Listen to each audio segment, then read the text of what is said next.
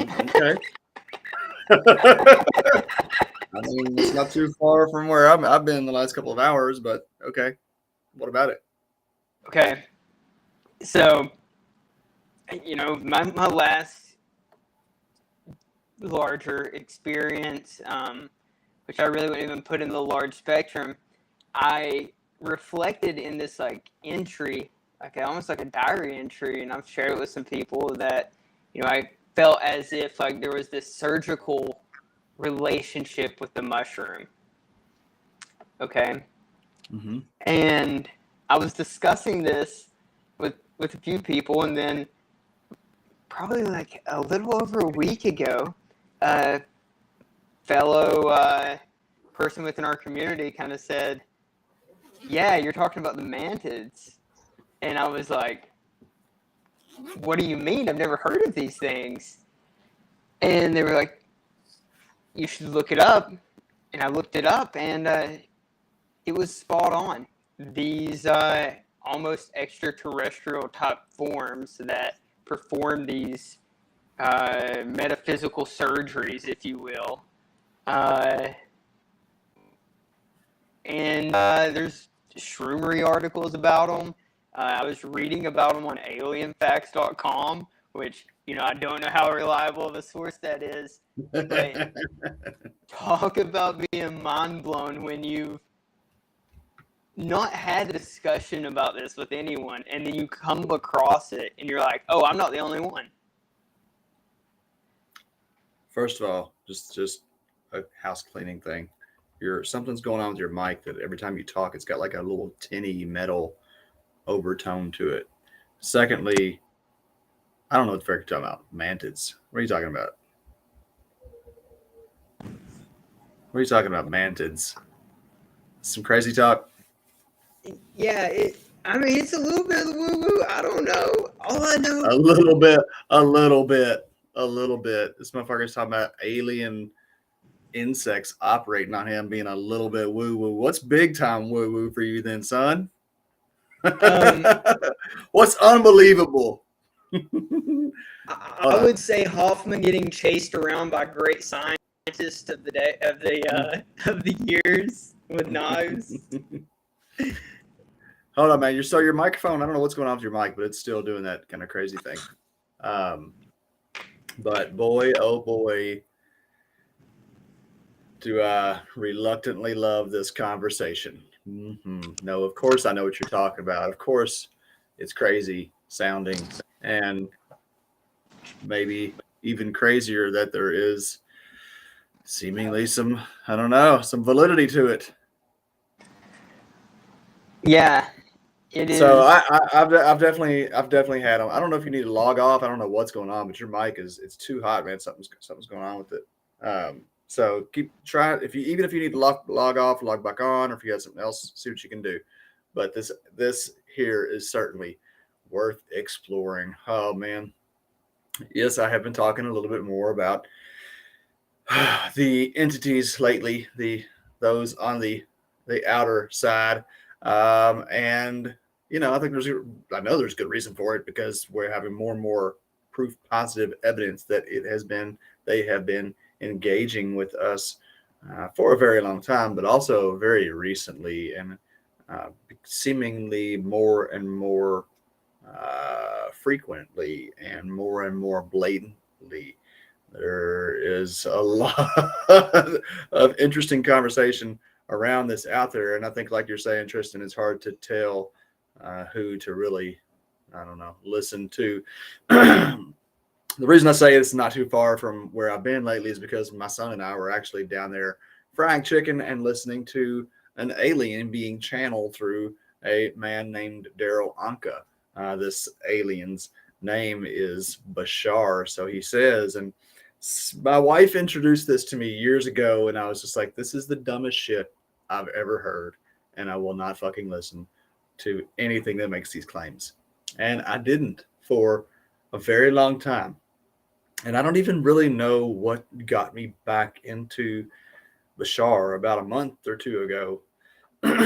But Bashar came across my path, or I don't know how it is. We intersected once again and I actually gave it a chance. And it's like I was telling my son, there is so much here that is so very uh, relevant and very much in line with what I've learned from the mushroom experiences. Let me hear you talk. You're muted or something. Nothing. Nothing. So anyway, we're down there talking fried chicken, listening to Bashar talking about how to live it's actually Daryl, the guy that's channeling him, so supposedly, who was in an interview talking about some of the teachings that have come through this. And it's the same stuff that I've heard him say, that we are the crafters of our own reality, and that our emotional, energetic state is what is reflected in the world around us. He has some much more intricate teachings around dimensionality and what it means to be a dimensional being, and how other dimensions intersect. And it's really interesting stuff, and so much of it lines up so well with what it's so hard to say. I've experienced through mushrooms, and other teachers as well. It's not something that's completely off the rails or anything, which is, we were having a conversation with a fellow sanctuary member yesterday at a little pool party about this very thing, and how he was saying, he had listened to this guy before a little bit years ago, and he had been watching just a little bit about this disclosure stuff that's been coming out of the Pentagon here in the last couple of months, but really wasn't paying attention to it because he felt like, what good is it going to do me? How is it applicable? And what I found trying to relate to him, and I'm experiencing and feeling even more today, is we talk about this, is that it is so applicable, because it's so applicable in the same ways that the mushroom trip is applicable. You go into this mushroom trip and you have some weird, crazy experiences that you do not know how to put into words. And that incidentally is one of the most healing aspects of it. And then you come out and you try to find a way to implement it. And, like a lot of people have said to me, and surely you've experienced, if you've taken any amount of mushrooms, as have I, that it's kind of like a Hallmark card. You go on and you go through the intergalactic, inner space exploration down the wormholes of self, and you come out with a Christmas card that says, all you need is love, because that's the message. And that's the truest thing that anybody can say to you. But it actually means something, rather than when you get the card, you feel it, which, that is the applicable teaching that's coming out of this scenario, from this alien teacher, is that you get to make your reality with your emotional states. So what you're talking about, Tristan, or for those of you who are just now coming in, Tristan's having some audio issues and moving in and out here. We'll see how it goes. But he was asking about the in the mantids, or the insectoid entities that often are described in trips by individuals who don't know each other, who've never heard of this motif, having these insectoid mantid creatures operating on them. And it's been a curious thing for many years that a lot of people have talked about. So, to try and definitively say what these things are, to me, that's problematic, because we have so little understanding. What do you got there? Mantids. There you go. You're better. Yeah. So I have had personal experiences with the mantids. And it's like, it's difficult to take the thing that's going on inside of your head seriously. It's like you're seeing like this thing playing out in your head. So maybe not take it seriously, but to take it as anything other than something that's going on inside of your head. But as you're directly sharing, that there are so many stories that come from people, and I've personally worked with people who have come to me and would be a trip, and they'll talk about the stuff afterwards, and like, yeah, man, a few years ago I had this trip. It was all about these praying mantises that were fucking operating on me. It was the weirdest thing. And then it's like, yeah, that's not altogether uncommon. So I personally think this is a lot like everything, that there's so much truth and so much bullshit mixed up in the whole thing, in the pot, that it's hard to extract one from the other. There's all this talk about the reptilian things, aliens, you know, and the QAnon crazy fuck stuff. There's all this talk about the reptilians and the government races and all that. And I don't rule it out. I'm going to say that, you know, I'm not ruling it out. That's all I'm saying. Did you know that in the, so the Judeo-Christian Bible was in the 1600s, was, you know, taken in by the Nicene Council, and they selected out a few books and it went into the biblical canon. And that's what the majority of the world got. The Orthodox Christians have a little more extensive version of the New Testament, post Old Testament stuff, with like Gnostic, some very interesting Gnostic literature in there. But with the Ethiopian Orthodox Church, they have the sacred text, Christian tradition, Judeo-Christian traditional sacred text that has the most inclusivity. It has the most books of any other Judeo-Christian Bible. And in that book, in the stories of Adam and Eve in that book, the lost books of Enoch, it talks about, in the forgotten books of Eden, it talks about Adam and Eve, or this race of people who were basically created by this other race, and then they intermingled with these reptilian beings, right? And that is what caused this rift that we know of, the fall of Eden, and those that mingled with these reptilian creatures, meaning like made babies, were sent out of the Garden of Eden or whatever. So, you know, there's a lot of interesting stuff, and like if we're basically primates. I mean, we are primates, right? So, like, what makes us think that that's somehow something special, more special in morphology than any other kind of animal-like form? And why couldn't, in a given environment, an animal-like form that was more reptilian or insectoid in nature could develop to a higher level of physiology, where somehow it reached a higher level of consciousness somehow? I don't know, but we don't know. Maybe just meditated and just transcended. I mean, it probably reached the point where it didn't have to eat and it lived off of source energy, and then maybe it leveled up to a black belt after that and transcended dimensions. That's Bashar saying that they don't have to eat. They barely eat. They're mainly pure energetic beings up there where he's at, and then when they do take form, it's a pretty basic little humanoid form. I don't know. I mean, like the shit that people believe on regular news channels, like where we get our information from, the bullshit that people believe there is no less believable to me than, you know, insect aliens healing us telepathically. No, that's, yeah. No, But, you know, I didn't know that about the Eden story, that like the idea that the reptilian commingling. I know I'm not getting that story 100% because it's been a long time since I read that one, but I know that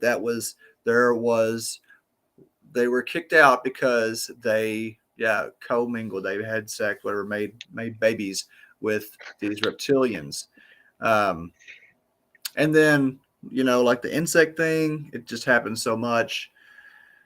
I don't know. I know the Dr. Rick Strassman, who was the DMT researcher, the spirit molecule. I'm so sure so many other people who listen to this have heard of him and all of his amazing work. He's the guy that brought psychedelics back into study in the early 90s, I believe. The first the first tryptamine that was experimented on.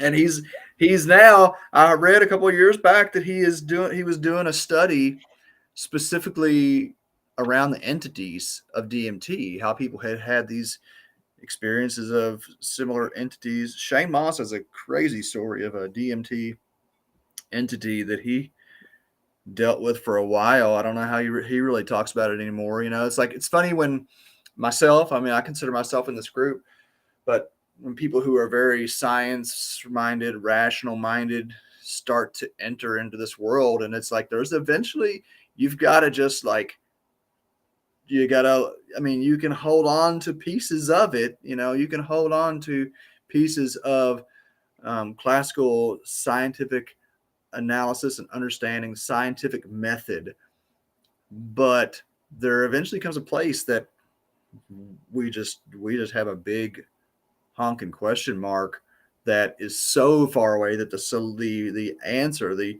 rational quote answer, seems so far away that most hard sciences would just not even touch it. Obviously, this has been the case for how long? Every time there's a new paradigm of thinking, every time someone gets a glimpse into the bigger picture from where we're at, we've always got these people that can see just a little bit further ahead than where everybody else is seeing. And every time when that happens, then all the people that are back there are like, this guy's crazy, this girl's crazy, they don't know what, put them in, and burn them or put them in a box or something.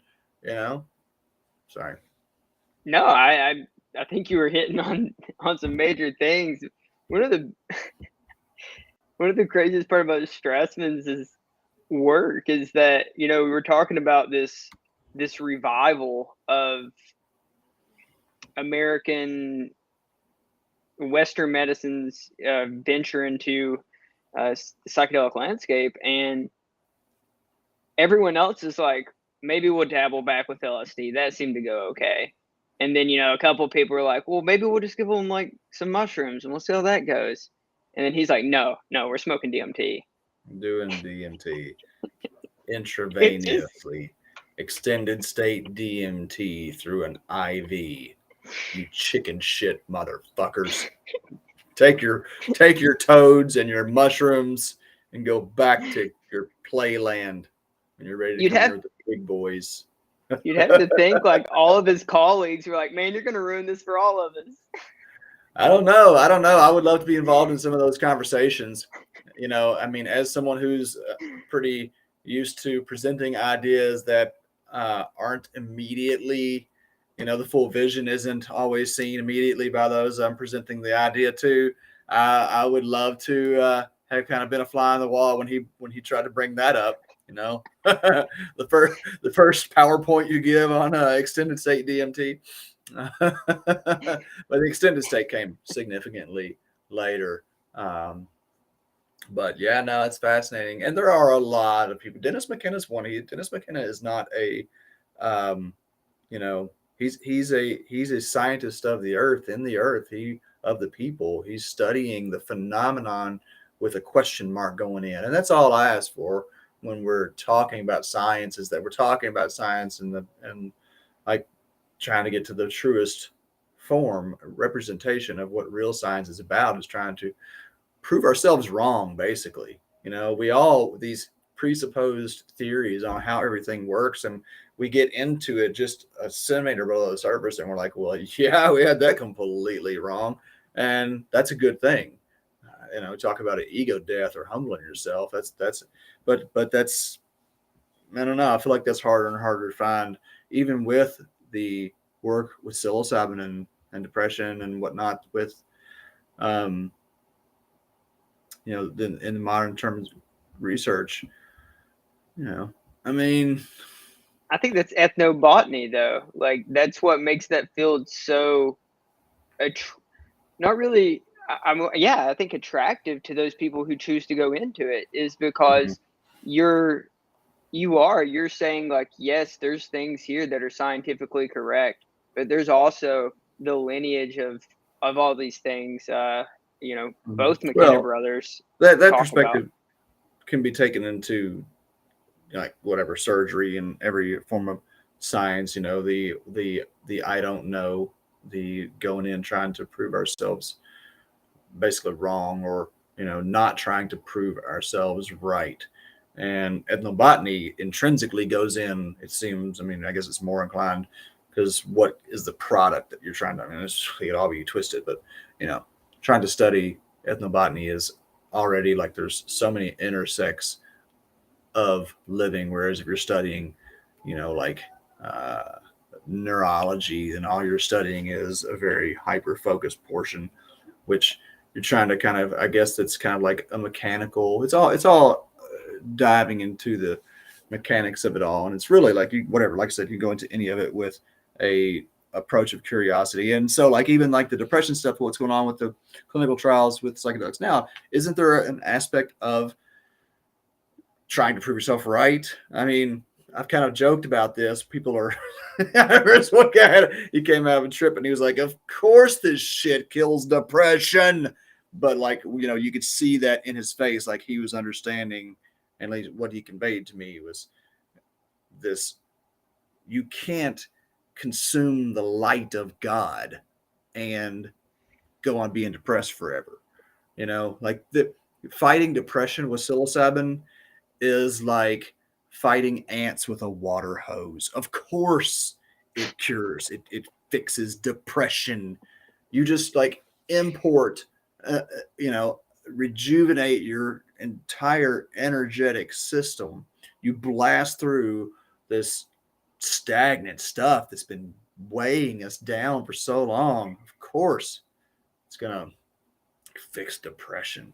What about telepathy? Did you see the article that came out this week or last week? I got it in my phone. I can't. I think it was coming from the Guardian, maybe, or some UK magazine. But it was the article here. It's on my phone. Where's my phone? Oh, I left it downstairs. Is like, fuck. Let me just try to find it. What happens when I come off the screen like this? You're still on the screen. You just see me typing. Yeah, you're just going. What's up, people? Live. This is live. The long, strange relationship between psychedelics and ESP. I think it's what it is. It's from Vice. Sorry. Oh no, you're fine. The long, strange trip between psychedelics and telepathy. I've been meaning to read this all week and have not made the time to do it. I'm not going to do it right here, right now. I'm going to post it in the chat. I don't know if we got anybody out there. Someone needs to clip this. Baba Booey. I didn't see that people were on here typing. Y'all, I'm so sorry. I was over here with my chat box closed. Brad, I don't know who that is, but what's up, Brad? Yeah, thanks. Glad you're here with us. Tristan's got his alien facts. Our Baba Booey. Always happy to have you here with my man. Emotional states reflected around the world around us. I can definitely see that. Oh, it's so fucking easy. But like I had experiences when I was real young where like things wouldn't be working. I'd be like trying to do something and I would get really frustrated with it. And I would consciously change my perspective on it and it would just start working. And I'm not saying that's like some kind of a miracle thing. It could just be my own relaxation and ease and letting go. But there's so many little ways that we can see how our perspective and our mind affects reality. What's up, Steven? Listen, Paso for now. I've been reading this book, just finished reading the book. Horrible title, Jose Silva, a genius of a man, but horrible title. It's called, I think it's just called Mind Control or the Techniques of Mind Control, right? And I guess the title maybe was written before, MK Ultra did what they did for the psychedelic legacy and its attempts at mind control. But anyway, this book it's just a kind of a neural reprogramming system, and it's very simple, like most of these techniques are. And he's given the example of when you imagine yourself tasting a lemon and like really go into it. Like imagine you close your eyes and like settle into yourself. And then imagine yourself going to the refrigerator, open it up and seeing that lemon. And you squeeze it soft and nice. You know it's good. You take it over the cutting board and you slice it, right? And then you pick it up and you sniff it and you can smell the lemon. You can smell those receptors are triggered. And then if you imagine yourself taking the lemon, a slice of the lemon, a wedge of the lemon, and biting into it, your teeth will begin to, you can feel it. You'll salivate, your body will respond as if there is actually some lemoning going on in there. And so that small example of a thought that is just kind of just out of, like, just, we just, if you all even experimented with that and had any effectiveness, and you think that's just a little bitty passing thought. And so the thoughts that we think on loop about ourselves and about our world and how we perceive and our expectations of things, it creates our physiology. It reflects back at us in the world around us. And he's got some pretty cool stuff. He's got a whole school around it. They developed this whole Silva method. I'm sure a ton of people know about this. I didn't know about it. Courtney's like, how did you not know about this? There's YouTube ads all over. I guess I just don't pay attention to that shit, baby. I don't know. But anyway, oh, hey, Brad from Malibu. That's the Brad. Okay, yeah, nice to have you here with us, Brad. So anyway, the power of the mind. So the mind is powerful enough that it could even conjure up, insect aliens that operate on Tristan. But is it powerful enough that it can create that in other people? Oh, in multiple people. And especially whenever you look at it and it's extremely old and like you haven't even really, I don't know. I'd only thought it was DMT else. Like I heard about that on Rogan years ago, and I was like, oh, okay, well, I guess you tried DMT. It's just a bunch of little cookie elves that are working for you in the universe. But here we are. I've had multiple types of entities with mushrooms. Definitely have had the insect and the reptile thing. For sure. Reptilian stuff just was such a huge part of my early trips for years and years and years and years and years and years. Anytime I ate mushrooms, when I closed my eyes, there would be snakes, and they would be moving. Like there'd be sometimes what seemed like thousands of them, and they would seem to be moving independently. Like each one is its own conscious snake out there writhing around. That was consistent. The I don't want to say it. I guess what's interesting to make for me, starting to make, and again, it's with a fair amount of reluctancy, is this distinction between like these kinds of things that we're talking about and like maybe dimensional spirits per se,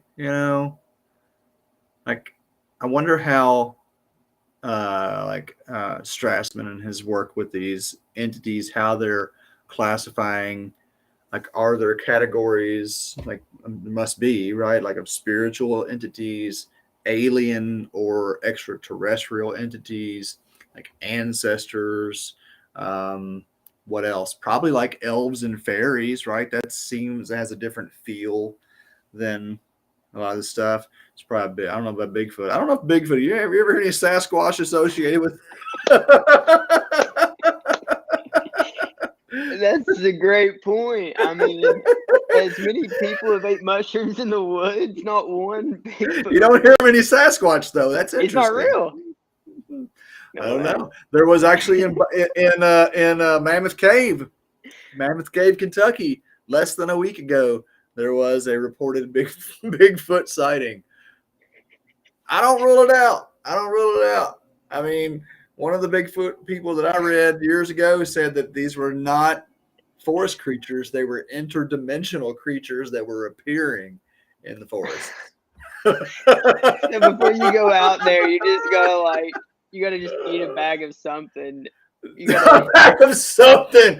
I just eat a bag of something and go out in the woods. Yeah, maybe. You don't need binoculars. You need these. My son was so funny before this. I was down, like I said, we were cooking, talking about aliens, listening to this Daryl talk about his whole experience with this Bashar thing. And my son said, he goes, how does he know aliens are talking to him? Because he's like, what is this guy talking about? I was like, well, all right, let's go there. And he's like, hey, no, the aliens are talking to him. I was like, well, he says they're talking to him in his head. He's like, yeah. He's like, and we kind of asked some more questions about it. And then a few minutes passed. He's like, aliens are talking to me in my head too, Daddy. I was like, oh, yeah? He's like, yeah. I said, that's cool, but you just might not want to tell your friends about that, right now. You might want to wait a good long while before you talk to anybody about that. And he said, why? I said, well, they might think you're a little crazy, because if they're not talking to aliens, then they're not going to believe it. And they're going to think that you're just making stuff up in your head. They might make fun of you. And he was like, yeah, you're right. And I forgot what he said anyway. But it's just so funny the way to see having that conversation with a 5-year-old and then seeing and having it as a serious conversation, like, oh, this guy says that aliens are talking to him in his head, so anyway, it's interesting. Oh, I mean, it kind of, to me, it sounds like if you just raise a kid and you never try to if you never try to build a I don't know, a modern society force field around them, what is the true energetic capabilities of our powerhouses in that regard? Like you said, don't talk to your friends, but maybe the friends. If we understood our power, well, I mean, my son is someone who, so I see Brad saying, ask him what they're saying to him, and I because I'm not going to dismiss it. Like, I saw twice, flat out. I've seen 2 things that contacted me. I saw them with other people. We both saw the same thing, and that I let them describe it before and it was the same thing. And so there's something there, and it contacted me. So that can't happen again. So I'm not going to dismiss it to him, but I am going to attempt to instill in him a level of healthy skepticism, right? But he's somebody that I think could end up being very receptive to. And so what this channeler is saying is that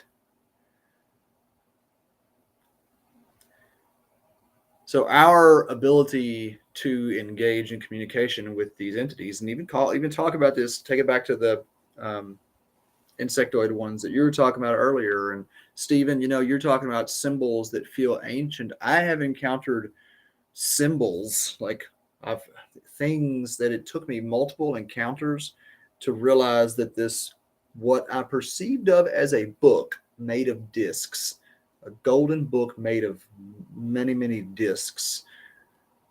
The only thing I could call it was a book, was actually like an entity, was actually in a group of entities.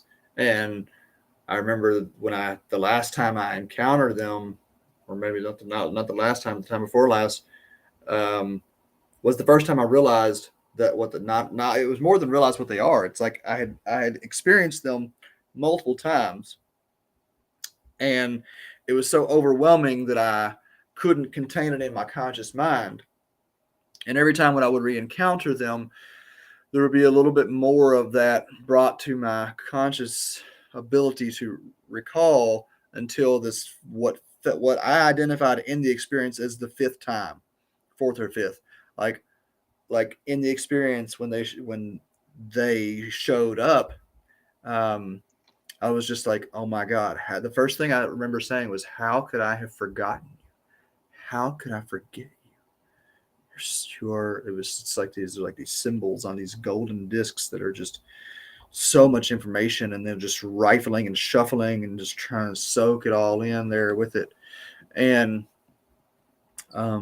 very sacred, like such a sacred, hallowed thing, and so sacred that I couldn't even remember it until a certain period in time. So that's just kind of relating to what you're talking about in terms of symbols.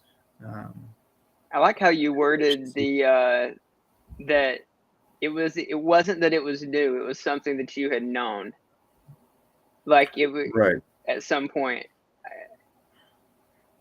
Yeah. Mm-hmm. I don't know where I was coming from with that. There was something that was relating back to the encounters. But haven't had these experiences with a real, not real, but an outside world experience that was shared with someone else, and that's what it was. Is like Bashar was saying that, the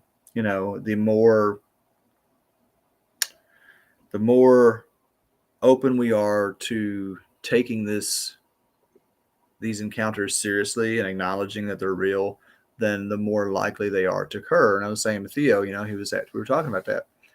He was like, how do people know? So, like he's saying, like, if you don't believe that they're going to talk to you, then they're not going to waste their time trying to talk to you, period. And there's intelligence around us all the time. We think that it's just us living in this, but there is so much activity going on around us, that we can't see. And so there's a lot of things that can talk to us. Why not? And if we get on that level of receptivity to it and believe that, trust that it can communicate and can communicate value, why would I not want to engage with that? It blows me away really that more people aren't talking about the disclosure stuff that's coming out. There's stuff that's coming out from all different kinds of channels. And I mean, like veins of information, but one recently that I didn't know, I never, in all of my, digging, because I have really looked into this stuff a lot, I never saw anything about this incident at O'Hare International Airport in Chicago. And I want to say it was the 70s, maybe early 80s. Hundreds of people, including the flight tower, like it was all seen. And of this disc that came and like floated above the certain terminal for a while until it shot off, and multiple people described it as ripping a hole in the sky and gone. And the eyewitness accounts and the news coverage from it that's now kind of resurfacing in this bigger conversation. I saw one today where the news anchors are sitting there talking before they're getting ready to go live, and they're like talking about how like this thing was like so blatant and so many. And he was talking to the guy that he was going to interview, who was one of the big, like he was one of the main like engineers or whatever involved in fucking air travel there at the airport, and talking about it and in detail. And then what they don't say in the broadcast, that it then just like naturally goes into the broadcast, but what they're talking for is that like the all the pictures that could be confiscated of it were confiscated, and that all of this, it just like went hush hush immediately. And like, damn, what bigger, more groundbreaking information is there than? And then if we start saying, okay, they're trying to contact us, they're contacting us for what? To help, obviously. It's not to hurt, because they could have hurt us. We've been hurt long back. And that's one of the main things that this guy, main thing that this guy does is talks about actual technologies, and how, if people who are familiar with these anomalies, how they will be there and then blink out and be gone. And so there is technical information that we can gain, but we have to like even be able to grasp in our awareness the ability for these seemingly impossible feats to perform. Go ahead. It makes me think back, whenever these reports first start coming out, if you, I don't want to say if you dismiss, but if you only account from like the 19th century to now, because a lot of the stuff, older stuff, is almost like these religious related things for certain cultures. Or it's around the time, of the nuclear testing. And then you have a time period where there are sightings, and the U.S. government themselves is sending out agents to try to convince people that things happen. Like they were trying to falsify alien sightings, in addition to like dismissing and trying to cover up certain ones. Like it was just this entire ploy at all sides, like them trying to spread misinformation and then cover up information. And it's almost like there was a hiatus. And I wonder if that, all of these records are released because we are now at this information age where you can't cover stuff up the same way that you used to. I mean, you can't, I don't mean this in a bad way, but you can't Catholic Church your way in the world in 2020. Like, well, I mean, not as fully. I agree. There's much more potential for exposure, like body cams on cops. Everybody's got a phone. There's cameras everywhere and all that. Surely it still happens in different ways, but yeah, I don't know. This seems like to me one of the most relevant and interesting things that's going on in any aspect of society. Something that can have an impact on every aspect of our lives. If it's just from universal philosophical teachings, since there are endless civilizations, and probably a majority of them are far more advanced than us, then why couldn't we stand to gain from information that was gleaned from those societies, those cultures? So anyway, do you think that an alien sighting would end the war in Ukraine? No. Like a good one, like no. They touch down, they walk out, cease. Okay.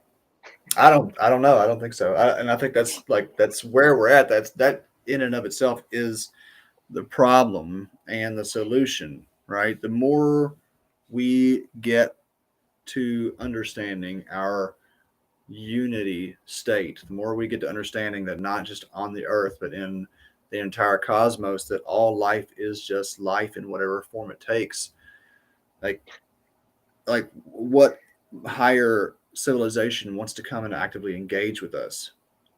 I mean, the stuff that's part of what has come out in the congressional hearings is that there has been engagement, right, with these objects. There has been attempts to fire on these objects, and none of them have been taken down to this point. And that's this is coming from the Pentagon. They're saying that we don't know what they are, but we've tried to shoot at them, basically, and they just disappear and reappear right behind us. Oh.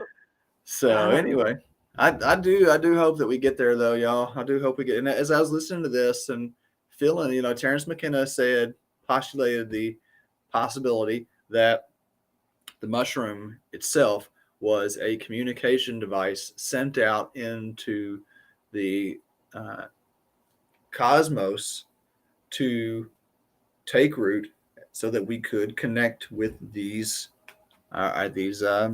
cosmic siblings of ours. And I used to think that made a lot of sense back in the day, and then I started thinking it was crazy, and then now I'm thinking maybe it makes more sense again. Revisit that. I think there may. I don't know. Ring, ring, ring, ring. Phone home. I mean, shit, it's right in our face, y'all. Come on. No, I mean, it is. It's like there's small prepaid phone cards just laying all around you. Man, why don't I eat more mushrooms?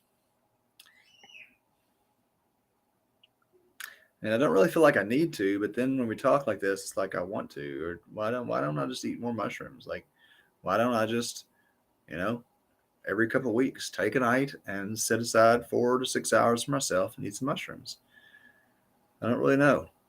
I think there's also something I've noticed with you, and you spoke about this a little bit on here, and I don't know, I'm not trying to toot your horn, but when people around you are like, you have an ability to allow that to channel, through your center and pick up on that vibration. I know that sounds woo woo maybe, but yeah, Well, you know how to tap in.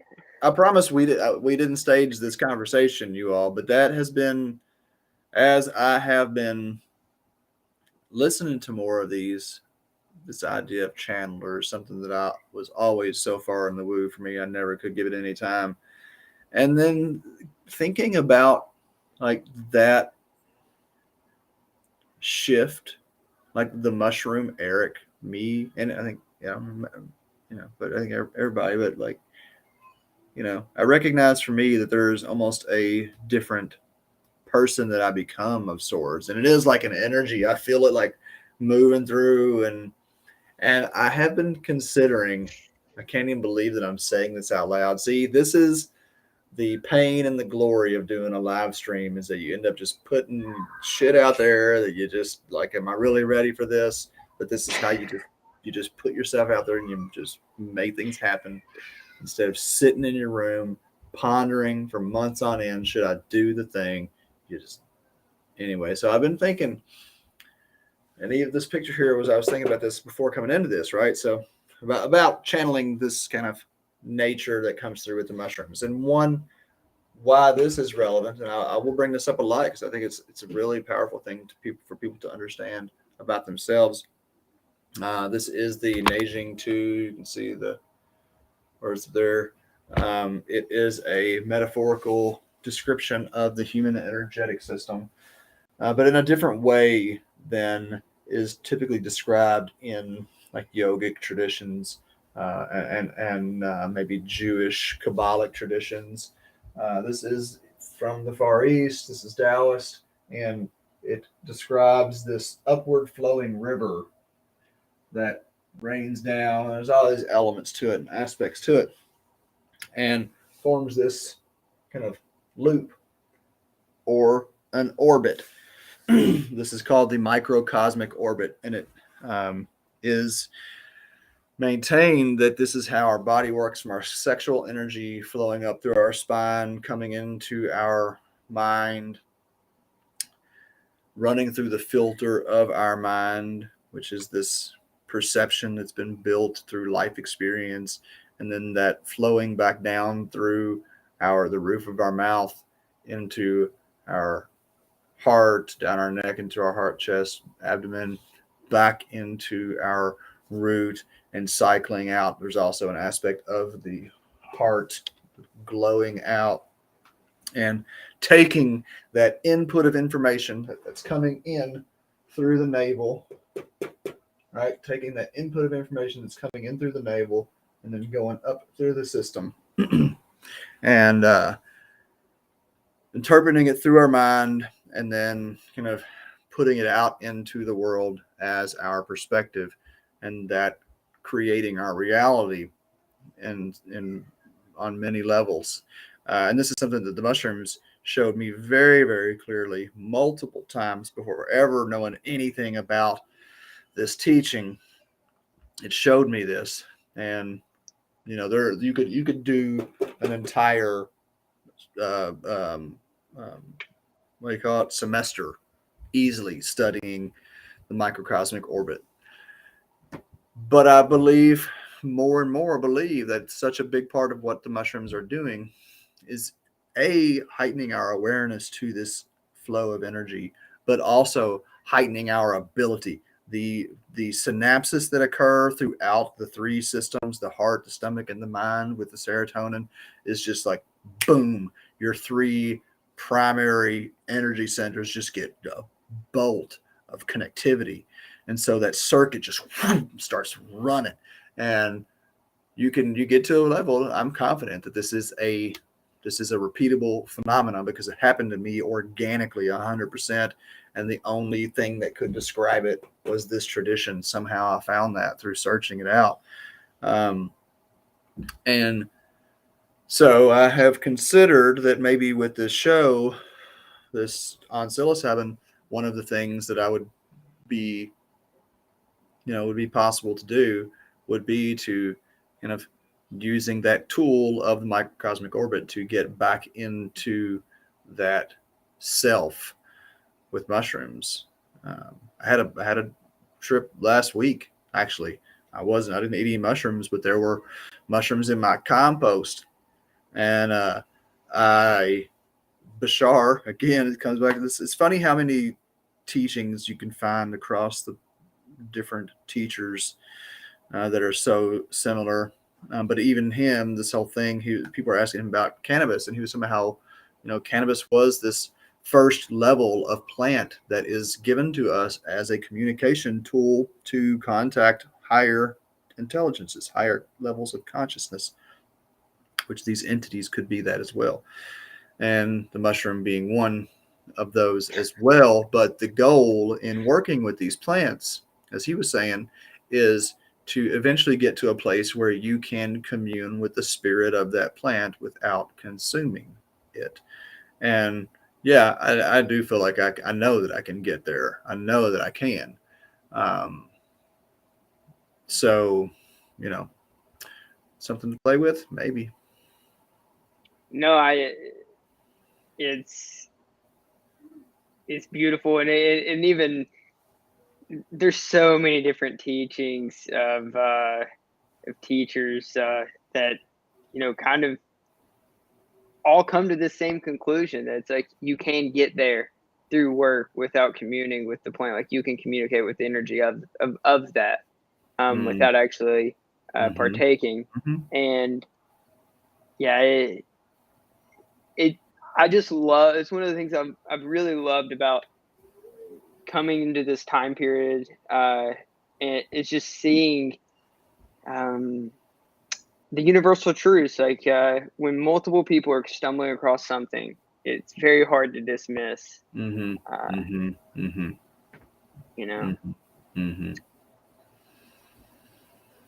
But yeah, no, and a lot of things are coming to light now. A lot of things are just you can't hide it forever. It's along the lines of what you were saying in terms of cameras being everywhere, and it's harder and harder to get away with bullshit. But that goes even in terms of look at religion. Look what's happening to organized religion. Look what's happening to Christianity. It's 2,000 years that this thing is so grossly far removed from anything that it represented in previous times. And it's just, there is no direct experience. There is no experience with anything other than this lip service and empty ceremonialism of people going to a building to talk about a Jesus that just you don't even actually have any real connection with.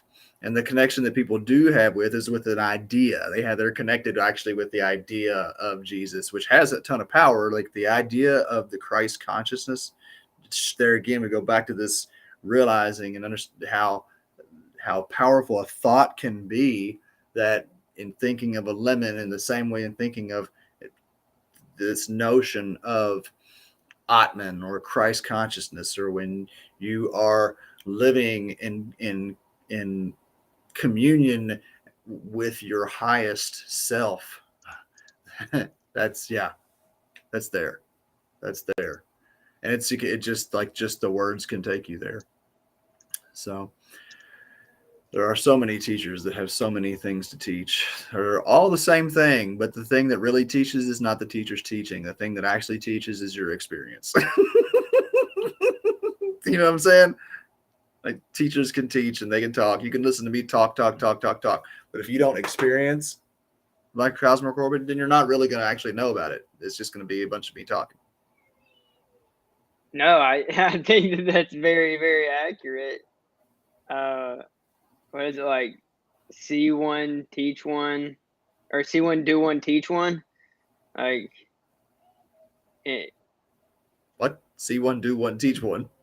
Yeah, like in order, like whatever the action is or the act or that you're supposed to be performing. It's something that's like commonly used in like if you're gonna be giving someone stitches, you're probably gonna watch someone do it, then you're gonna do it, and then you're gonna teach somebody to do it.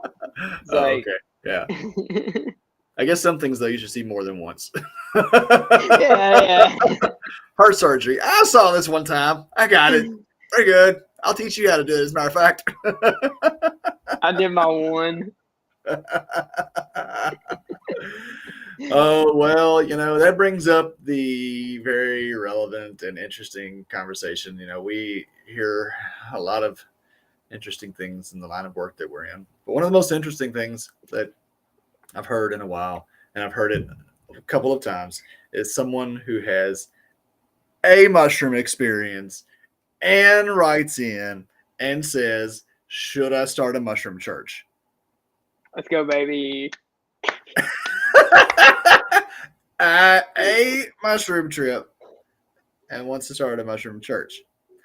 Oh my God. So we've been sitting down today for the first of our 3-day board summit, the first time that we've really gotten to sit down and dig in as a board of Sanctuary and really talk about a lot of the stuff that we're doing. Our members live in different cities. And so today we sat down for the first time and started looking at all the things that there are to do if you're trying to do this and do this right. And then trying to do it with the ambition of seeing, doing, teaching, right? I mean, that's a responsibility that I have. I have a responsibility to share the knowledge that I have about trip sitting. And I'm happy to. It's what it's like. Probably the thing that I'm most passionate about, probably the thing that I enjoy absolutely the most is helping people explore that space. But there is so much that goes into trying to form even just doing one ceremony for somebody. I know we got somebody that was on the call earlier anyway, they may still be, has done multiple ceremonies for people. And just the mental prep and the physical prep and the emotional prep and everything that goes into prior to that singular experience, making sure everybody's safe and everything can go as well as possible. The 6 to 8 hour experience that can look like any unlimited number of things and can require such a varying degree of energy. And then the aftercare that it's not just limited to that 6 hours. I mean, I'm talking about a trip, and I'm working with my trip. I'm there with them for a minimum of 2 hours before. Minimum. That's the minimum. I really want like 4 hours or 6 hours with somebody, or overnight and hang out, spend some time and get to know. And then you got call it a 6 hour trip. And then you've got at least 2 hours of post-trip processing that you're doing that same day or night.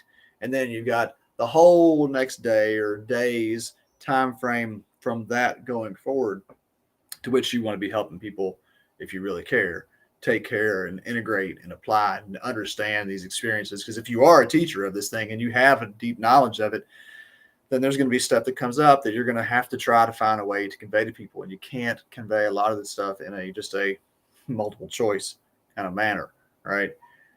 There's a lot that goes into communicating and setting up and preparing for one person.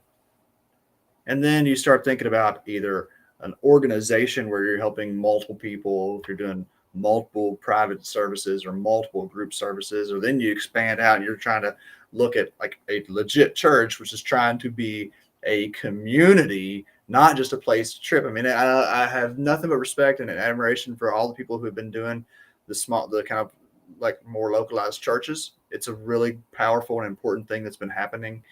That's been a ton of groundwork, but that's not what a church, like a living church, as I see it, is growing and really trying to build a strong, big community of people that are there to support each other when support is needed.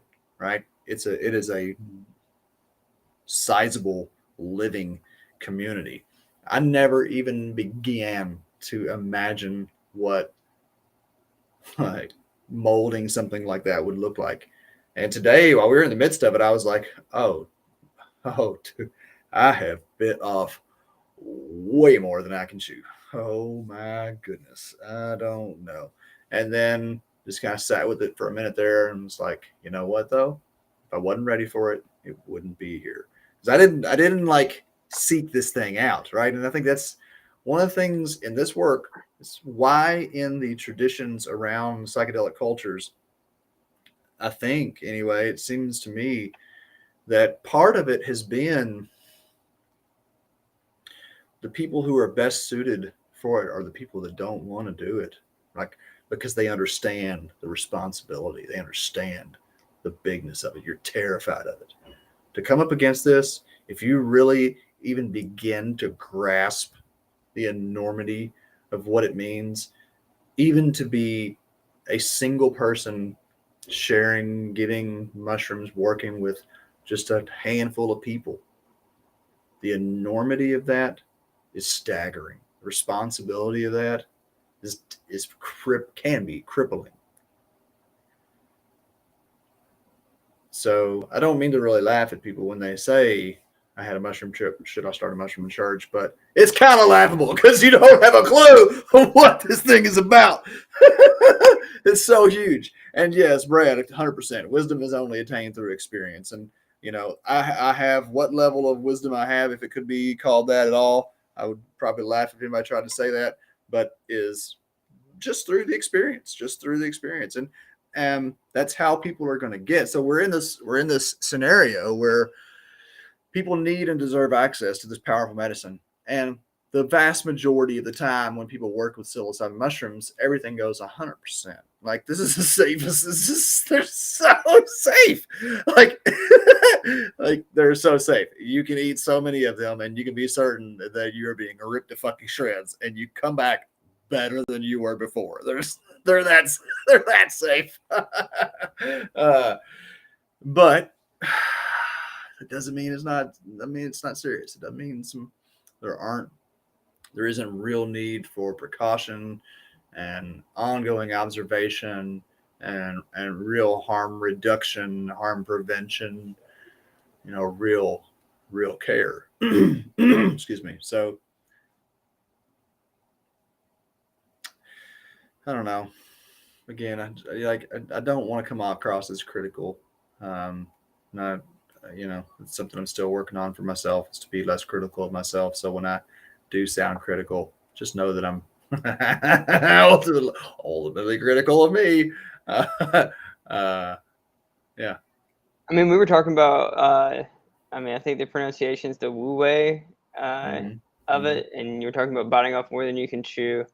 And I found it very interesting that that concept is, yoga is an actionless action in their culture, and I think that that's kind of the beauty of this community and what's going on is there's such an organic part. There's such, you can't force it, and it's like the apples fall to you whenever they fall, and you can look up and see the apples, and maybe that one never falls, and then the apple that falls is the perfect one. There's two things there. Like it is interesting seeing people and having it happen through you, where, like, when you're on mushrooms, that a movement will just arise from you, that you don't consciously decide to make a movement. And very often people find themselves in yogic or qigong type postures. I've experienced it myself, where just like have no choice but to walk around like this for a long time. And then when you start to take qigong classes and understand like what this is doing here, what's going on here, and I go, okay, that's actually what was happening on its own. And there's something else that you had said about the apple thing, but we. I remember talking to you about the first time that I ever dosed on a retreat, just having that that experience within my body energy force field. I still don't have proper words for it because there's not many words in our language that can, but it's a universal truth. I've learned that. That's one of the fun things that we get to do, is develop a language for it. The more that we have people having these experiences, I know that's what it was, but the more people that we have having these experiences, then we have to find ways to describe it. We will find ways to describe to the extent that we can. When an experience reaches beyond the bounds of present language, then language has to stretch to match it. That always happens, you know. I forgot what it was that you said that I remembered.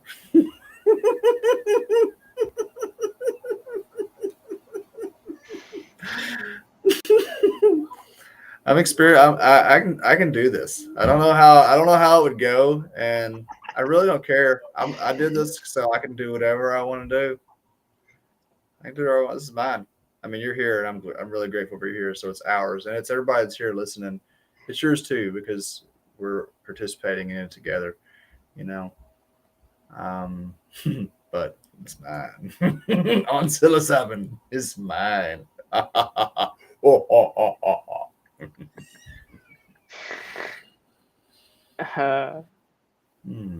Till the mantids come and take it. Well, that's what I have not gotten quite there. Like I can get into some trip space. I can get into some stuff, and I can sometimes even get up with a little bit of like geometrics will start to arise, but I've not yet ever encountered a being outside of direct working experience with the mushroom.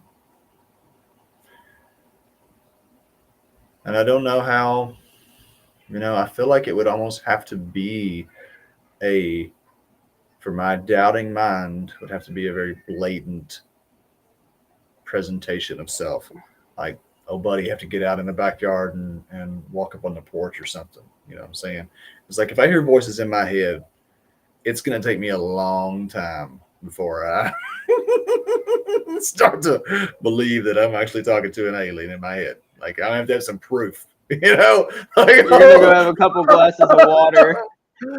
Oh, but he's gonna have to like give me some like combination codes or something that's just like completely not randomized. Like give me a lottery ticket or give me like some weird combination to something, tell me where something. Now, I have had experiences where I've talked about this, and I'm not the only one. There are other people out there who have shared this, where a voice that has this kind of discernible type of, it's not really a voice, it's more like a presence that has this almost a flavor, an imprint, has told me where to go to pick both lion's mane and psilocybin mushrooms, and it has been correct.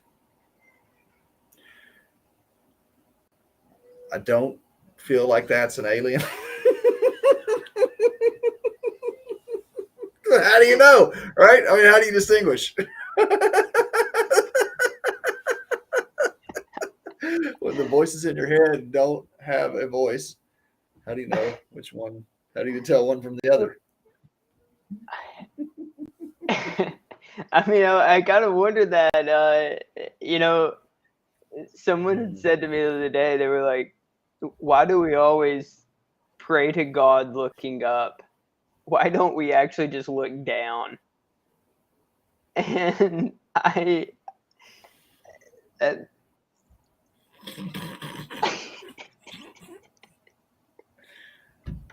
Well, I was thinking about this the other night when they talk about heavenly beings. Look to the skies, heavenly beings. I guess I have spent a lot more time than most people in the last couple of weeks thinking about these beings and their potentialities and how they seem to have been represented throughout literature and uh, various forms of record.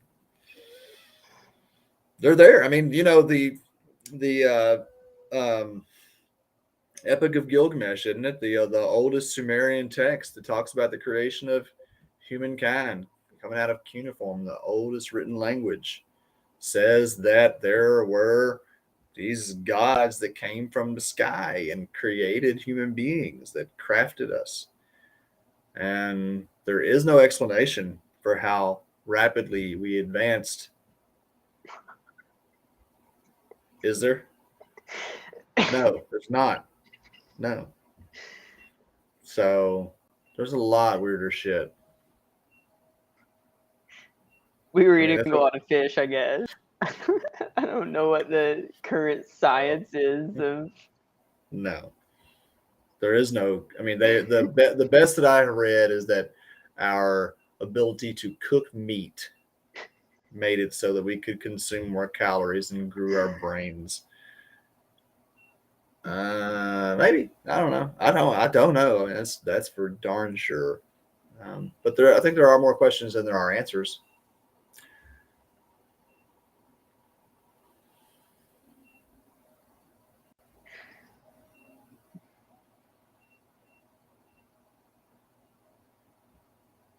I had no clue about the Gilgamesh is. That's the oldest religious text. The Epic of Gilgamesh.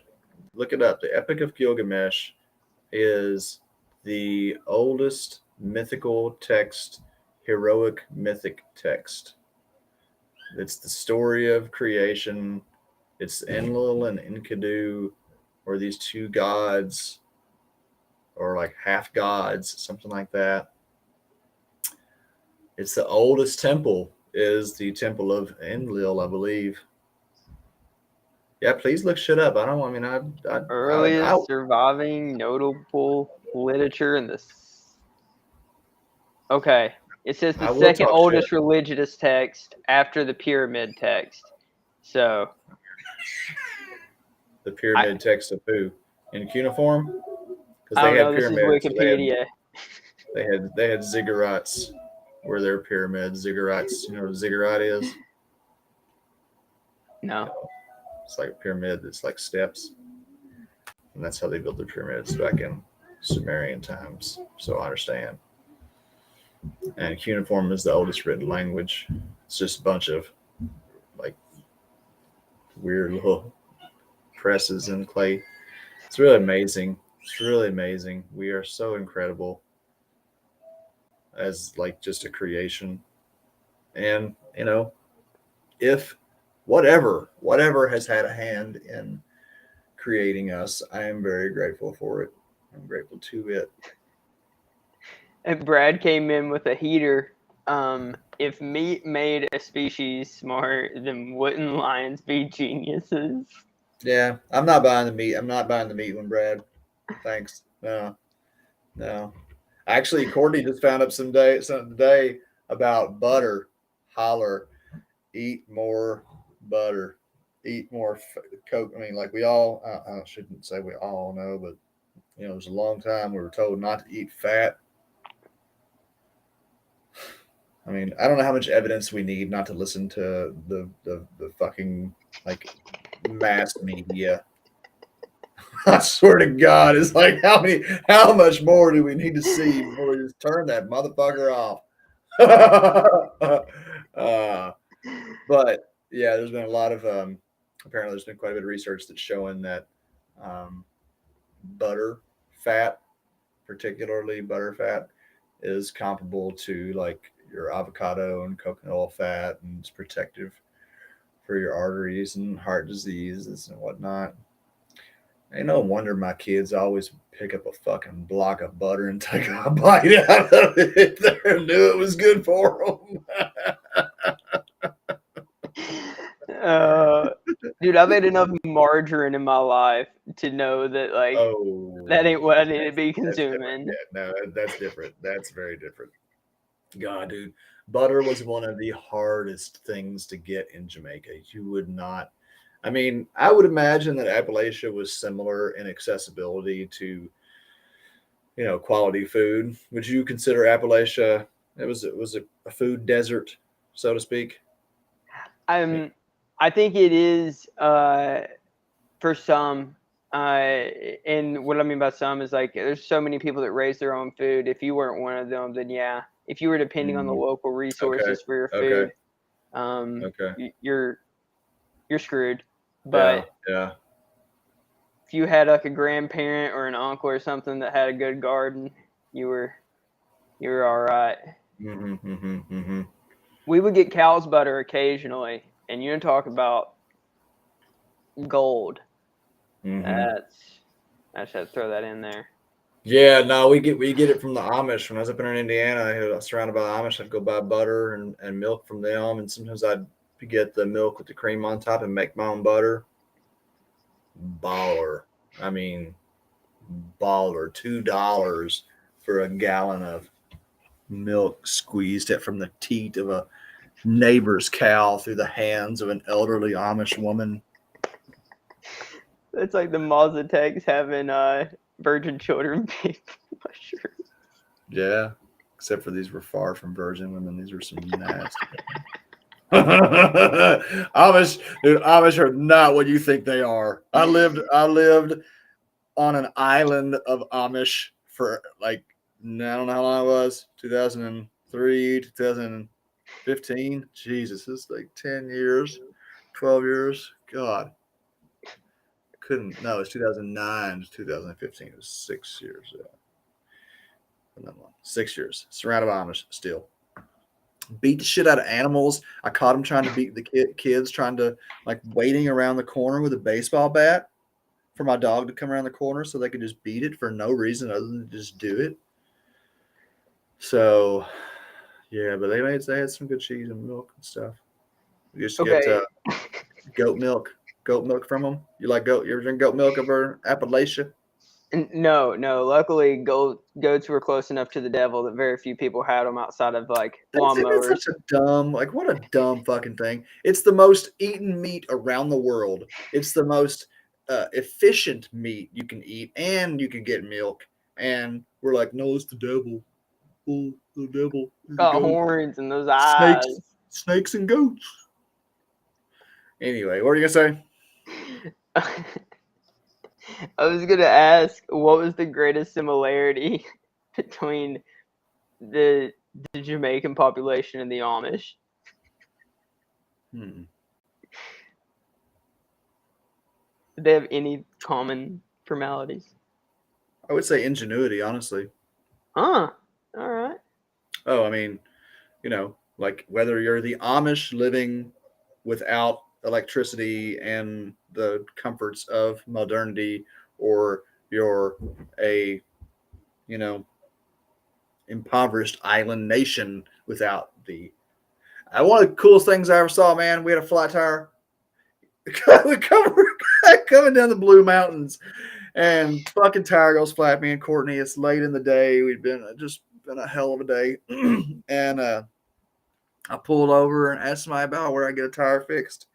And they're like, yeah, just keep it on the hill. Going down the hill, you see dude on the side of the road. So we go down the hill, side of the road, and there is a guy under a big old tree with a bunch of fucking tires and like a little tin shed that he had put up. And I pulled over there, and this guy has an air compressor, a homemade air compressor. He used like a lawnmower motor, a propane tank. I forget what all he used to make this, to build a freaking air compressor and sit there and repair tires on the side of the road for like 500 to 1,000 J, which is like like $5-10. And he made that motherfucker. This guy, like, he was like old. So I saw some really amazing stuff in both of those communities, and working and making really amazing things come out of relative lack, you know. Yeah. And that's Then there was the religious fundamentalism too that was deeply embedded in both cultures.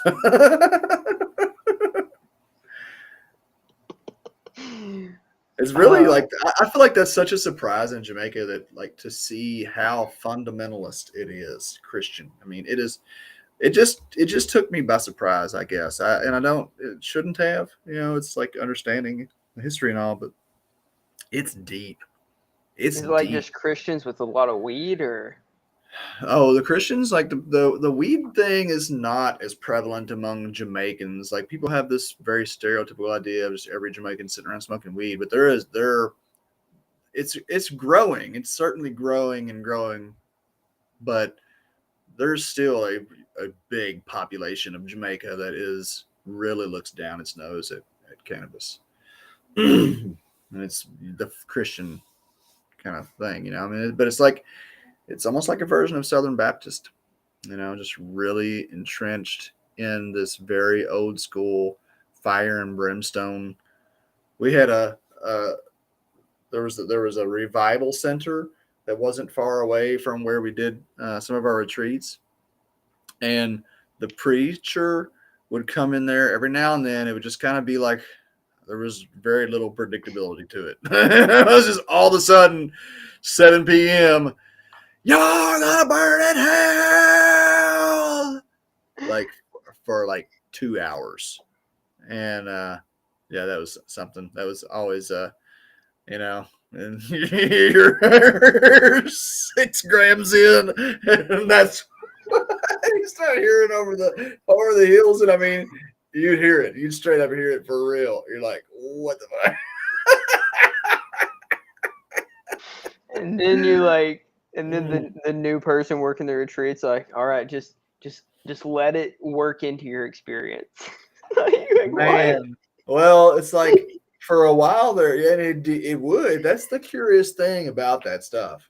I mean, you know, it's like hard to say that to somebody, but what would be very interesting about that particular phenomena when that would happen is a certain percentage of the people would feel uncomfortable by it, threatened by it, and a certain percentage of the people would feel nostalgic about it. And it was just pretty much guaranteed that there'd be an an even split of those who hated it, those who liked it, and those who didn't even know that it was happening, kind of thing. You know, and so again, that shows us how our perspective is creating our experience in so many ways. You know, if those who I can guarantee you that those who thought it was nice and nostalgic, they didn't go into it with the perspective like this sucks. They went into it with a more open, like curiosity perspective than the immediately, this is not what I want in my experience. This should be stopped kind of perspective, you know? And that is, you want to talk about again, like an applicable, a real world, tangible, applicable lesson that comes from a very extreme experience, which is what we're going for here, right? Taking these little lessons back, and then what do you do with it? And you understand right there that the people who had a more open-minded perspective about it had an enjoyable encounter, and the people who didn't were not curious, that already had a this is what it is perspective, had a threatening experience. Einstein said I had a beautiful conversation with someone who's coming on this upcoming retreat with us, the camping retreat. She's a lady who she's been a part of our Sunday services, but I haven't had the opportunity to speak with her yet. And she's a biologist, really intelligent, very deep, rich thinker. And she shared with me a quote she paraphrased from Einstein saying that one of the most important questions that we can ask ourselves, think about this. This is one of the most notoriously wise and intelligent human beings that has walked in our timeline, anywhere within our scope of view, studying this current world. And he said one of the most important questions that we can ask ourselves is whether or not we see the universe as inherently friendly or unfriendly. Now, why would he ask us that? Why would he say that's one of the most important things that we can consider? And I love that he didn't give us the answer. He didn't tell us how to think. But if a quantum physicist who is in the early stages of understanding how our perspective influences the nature of reality said that one of the most important things that we can ask ourselves is whether or not we consider the universe fundamentally friendly or unfriendly, is one of the most important things that we can contemplate.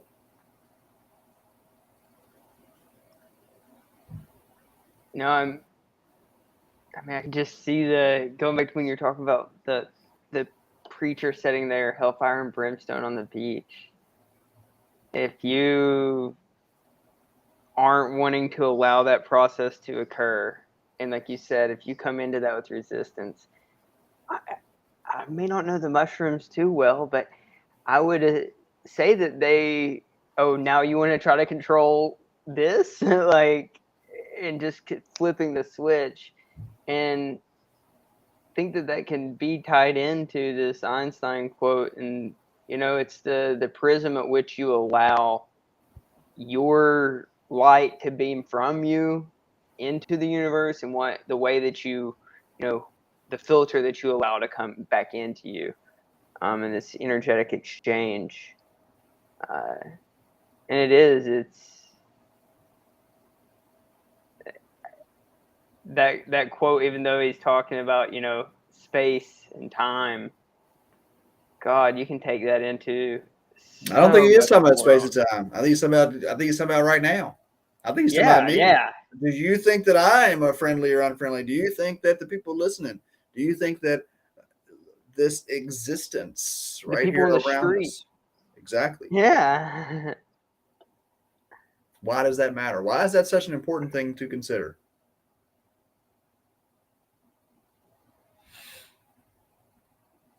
So it's beautiful. It's powerful. It's I've got a little song I've been singing to myself. Should I share it right now? No, I'm not gonna share it right now. I'll do some work first. I mean, I really actually like that, and I don't know if I've ever actually read that. Think about it. It goes so deep. It goes so deep. We wake up and we start to think. We start to think before we even think about thinking. Before we even prepare ourselves for all of the judgments and all of the preconditioning and front loading and all of the filters and lenses that we've taken on over the years of our misconceptions and nothing that we think we know, like nothing that we think we understand, do we really actually understand it to the fullness? Nothing. Yeah. Nothing. We don't even know what fucking air is, really. Like, I mean, like it's an element. Okay, oxygen, O2, it's an element. And then what? Molecules, you go smaller into the molecules and you still can't get to the bottom of it. You still can't. You find out that the densest matter has more space in it than not. We don't know any. We know so little, but we know a lot too. Yeah. No, I mean, it's the Riddler. It's the great. Well, it is. But what I have really been feeling, experiencing lately, is that it's in trying to solve it as a riddle, in trying to engage with it as an intellectual uh, achievement or an intellectual conquest or some kind of endeavor, even, that we miss the point. We just get spin. Mm-hmm. I hit that yesterday in the Sunday service. We got to talk. We were talking about this um, similar stuff, and it got into a very heady space. And I realized, like, anytime that I find myself like humming in this, like I can feel this point where there's like, what am I thinking? What am I thinking? I'm trying to think. Stop, get out of my head, and go back down into my heart and just feel the thing. Just feel it. And that's like so much what this experiencing the mushroom, the spirit of the mushroom is. There is the potential for mushrooms to get very heady, and even more so if you're already a very heady person. But there's also a very profound potential for them to bring our awareness or allow our awareness to expand out in other parts of ourselves that are more true, right? Just more true. Our gut feeling and our heart feeling is always more true than our head feeling. And we are trying to use our head to inform our heart and our gut. And that's the opposite of the way it works. Our gut and our heart inform our head. And then our head just kind of like does the light stuff. It does the easy stuff, It's like the mechanical stuff. The really rich and the really like living and experiential stuff is not happening in our heads. No, it's you've said the word multiple times now. It's feeling. Mm-hmm. Mm-hmm. Mm-hmm. Yeah, since I've been on a nice little kick here for a couple months at least, where the majority of my days I get up and spend just no more than 20 minutes, just a full 20 minutes sitting and just trying, just not to even think, just like just letting the thoughts just float on and trying to let my heart just open up and bubble up and lift and let that be what carries me through my day. And then journaling, and would really encourage everybody, we don't have to put ourselves on this like stringent, strict, excuse me, um, regimen practice of every day I get up and do these things. I think there's a lot of times when we do that to ourselves, we just really hold ourselves back because we know that we're not going to be able to make it. And so we just half the time stop before we even start because we just like, I'm not going to do it every day. So put down the want or the need to do it every day and like have some like very strict dogmatic regimen that you practice, but you know trying to include it a little bit more in your life and make some space for some time for you to just like stop thinking before you start thinking each day and get more into our hearts and more into our gut feeling, if you will. It's done me a world of good, and I suspect there's a lot of people out there that it would as well. I've thought about doing like leading some morning meditations, but I usually do them in my boxers, so probably not going to be changing that anytime soon, and I'm probably not going to be putting myself on live streaming my draws anytime soon either. Anyway, all right, here we are, 8:31. Good to have you back, Tristan. Appreciate it. It was great to be back. And I was glad to go through just all this with everyone. I hope that we get some more people wanting to engage. I know it's a weird conversation. Maybe I don't know what it is. People don't like to be, I know speaking publicly is intimidating for people sometimes. And it's okay. I'm totally fine to just keep doing this and just keep rambling on. I am going to be exploring this ability to tap in more to the mushroom state. I think as well, if I was to do a dose sometime soon, which I'm planning on dosing as a part of this camping retreat, depending on the setup, but that's my expectation as of now, that it will make it even easier to touch into that form of awareness and play with that. So, yeah, but would love to have people be more and more part of this conversation. The last video we did had so far has like 200 views, so that's nice. I really do appreciate everybody that is participating in this and Sanctuary and listening to the Psilocybin Says podcast. It really means a whole lot to me, you all. I've just been following my passion for all these years, and that's what I would encourage everybody to do. That's really where it's where it's at. We come to this earth and we are passionate, and that passion gets snuffed out at a very early age, and it shouldn't. And you can rekindle it now. It's not actually snuffed out. What's that, boy? Is that passion? Put that back up. Get that passion out, boy. You're gonna go chop. You're gonna go chop woods. What you gonna do? Jeez. The comment sections of the last video, I felt like that was one of the first times that I've seen, like people engaging with one another, and I fucking loved that. That was awesome. So yeah, and try to engage with the questions and whatever people have out there.